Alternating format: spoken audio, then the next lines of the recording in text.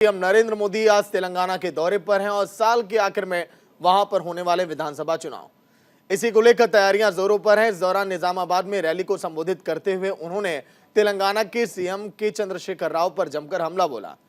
PM ने कहा कि मैंने केसीआर को एनडीए में एंट्री के लिए मना किया। दिल्ली में आकर केसीआर ने मुझसे मुलाकात की। उन्होंने कहा कि मैं एनडीए का हिस्सा बनना चाहता हूं। केसीआर ने कहा कि केटीआर को आशीर्वाद दें। मैंने केसीआर से कहा कि क्या आप राजा महाराज हो, जनता तय करेगी किसे शासन सौंपना है।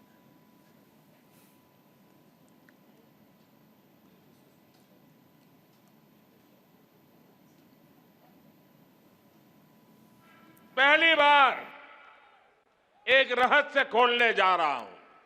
खोल दूं? सच बता दूं? बता दूं? बता दूं भाइयों? पहले कभी नहीं बताया, आज बता देता हूं। और मेरे पत्रकार मित्रों से भी कहता हूं, जांच करवा लेना। 100% सच्चाई बताने आया हूं मैं आज। जब हैदराबाद म्युनिसिपल कॉरपोरेशन का इलेक्शन हुआ, भारतीय जनता पार्टी 40-45 सीटें जीत करके आ गई। 48 किसी को बहुमत नहीं मिला। केसीआर को सपोर्ट की जरूरत थी। और आपने देखा होगा, हैदराबाद कॉरपोरेशन के चुनाव के पहले वो एयरपोर्ट में पूरी फौज लेकर के मेरा स्वागत करने के लिए आते थे। बढ़िया बढ़िया माला पहनाते थे, बहुत सम्मान करते थे। याद है ना? फिर क्या हुआ भाई? अचानक बंद हो गए। अचानक इतना गुस्सा क्यों निकल रहा है? इसका कारण यह है कि हैदराबाद के चुनाव के बाद, ये भी तारीख चेक कर ले मीडिया वाले, वो दिल्ली मुझे मिलने आए, बहुत बढ़िया मुझे शाल उड़ाई, बहुत मुझे आदर किया और इतना प्यार दिखाया, इतना प्यार दिखाया, ये केसीआर के कैरेक्टर में ही नहीं है। और फिर मुझे कहने लगे कि आपके नेतृत्व में देश प्रगति कर रहा है, हम भी एनडीए का हिस्सा बनना चाहते हैं, आप हमें एनडीए में शामिल कर दीजिए। मैंने कहा आगे क्या?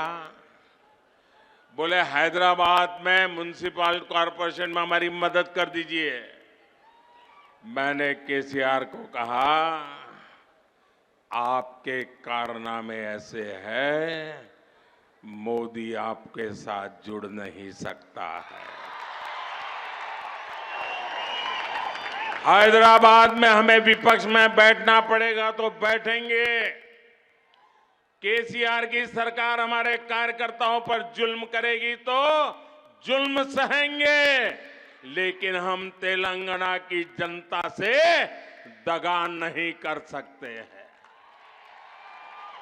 भले तेलंगाना की जनता ने हैदराबाद में हमें पूर्ण बहुमत दे दिया, लेकिन 48 सीट भी तेलंगाना का भाग्य बदलने की शुरुआत है। और मैंने उनसे हर प्रकार से मदद करने का इनकार कर दिया। उनको एनडीए में एंट्री देने से इनकार कर दिया। उसके बाद उनका दिमाग फटका। फिर तो वो भांति भांति से दूर भागने रहे। मैं भ्रष्टाचार के सवाल पूछने लगा, फिर एक बार दोबारा आए। वो मुझे कह रहे हैं कि मोदी जी, मैंने बहुत काम कर लिया, अब मैं सारा कारोबार केटीआर को दे देना चाहता हूं। मैं एक बार केटीआर को भेजूंगा, आप जरा उसको आशीर्वाद दे देना। ये उन्होंने मुझे कहा। मैंने कहा केसीआर, ये लोकतंत्र है, तुम कौन होते हो बेटे को राजगादी दे? तुम राजा महाराजा हो क्या? क्या तुम राजा महाराजा हो क्या? अरे तेलंगाना की जनता तय करेगी किसको बिठाना है, किसको नहीं बिठाना है। बस वो दिन आखिरी था, उसके बाद एक बार भी वो मेरे से आंखें नहीं मिला पा रहे हैं। मेरा परछाया भी देखने की हिम्मत नहीं बची उनकी। आप देखा, अभी मैं सरकारी कार्यक्रम करके आया, कोई भ्रष्टाचारी मेरे बगल में बैठ करके मेरा ताप सहन नहीं कर सकता है, इसलिए भाग रहे हैं।